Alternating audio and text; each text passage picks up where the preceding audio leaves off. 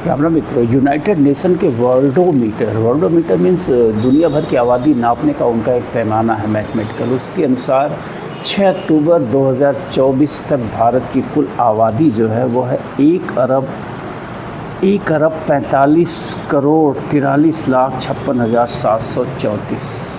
My goodness.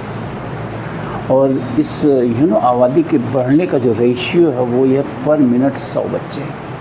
Her 1 minute में हम भारत में 100 बच्चों की संख्या बढ़ा रहे हैं और एक दिन में कुल होते हैं 1440 मिनट। इस हिसाब से देखा जाए तो एक दिन में हम 72,000 बच्चे पैदा कर रहे हैं। यानी देश की आबादी की जो गति है बढ़ने की वो 72,000 पर डे है। इस हिसाब से अगर देखा जाए तो इज़राइल की जो कुल आबादी है वो लगभग 95 लाख है। 1 करोड़ से थोड़ी सी कम 95 लाख। और भारत की जो जनसंख्या बढ़ने की गति है उस गति से देखा जाए तो लगभग 125 से 130 दिन के बीच हम एक इज़राइल खड़ा कर रहे हैं। My goodness. इज़राइल के जीडीपी कुल लगभग आधा ट्रिलियन है, भारत की जीडीपी लगभग 3.5 ट्रिलियन है। यानी आबादी का जो अंतर है वो लगभग 140 गुना है और जीडीपी का अंतर मात्र जो है कह सकते हैं कि 6-6.5 गुना है।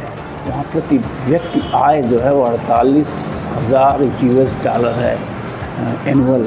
और यहाँ जीडीपी जो है भी 3.5 ट्रिलियन की, वो जस्टिस नहीं करती यहाँ के लोगों के साथ। और जीडीपी का 80-90% जो है वो मात्र 10% लोगों के हाथ में है और मात्र 10 से 15% जीडीपी में 90% लोग हिस्सेदार हैं। तो ऐसे देश को सुधारने के लिए क्या किया जा सकता है? तो इस वीडियो बनाने का जो मेरा मकसद है वो सिर्फ यही है कि भारत को कैसे बदला जा सकता है। उसमें एक ये बड़ी महत्वपूर्ण चीज़ है, हमें इज़राइल से बहुत कुछ सीखना चाहिए। इज़राइल में एक नियम है कि वहाँ का हर व्यक्ति मिलिट्री ट्रेनिंग लेता है, यानी अनिवार्य है, it is compulsory for them to go for military training. और भारत में ये तो संभव नहीं है कि हर किसी के लिए अनिवार्य किया जाए, लेकिन कुछ चीज़ों के लिए भारत में मिलिट्री ट्रेनिंग कम से कम 2 साल 3 साल की अनिवार्य कर देना चाहिए, जिसमें देश में काफ़ी सुधार देखने को मिलेगा। जैसे कोई अगर विधानसभा चुनाव लड़ना चाहता है, सांसदीय का चुनाव लड़ना चाहता है, मंत्री वगैरह जो लोग बनते हैं, इन सब के लिए अनिवार्य होना चाहिए कि जो मिलिट्री ट्रेनिंग लिया है वही विधानसभा का चुनाव लड़ सकता है, वही लोकसभा का चुनाव लड़ सके, वही मिनिस्टर बन सके, वही प्रधानमंत्री और राष्ट्रपति बन सके। और साथ साथ जो क्लास 1 और क्लास 2 की नौकरियां हैं, लाइक IAS IPS, या फिर जो क्लास 2 की नौकरियां हैं, बड़े रैंक की, इन सारी नौकरियों के लिए कंपलसरी होना चाहिए कि वो जो है सेना की अनिवार्य ट्रेनिंग लें।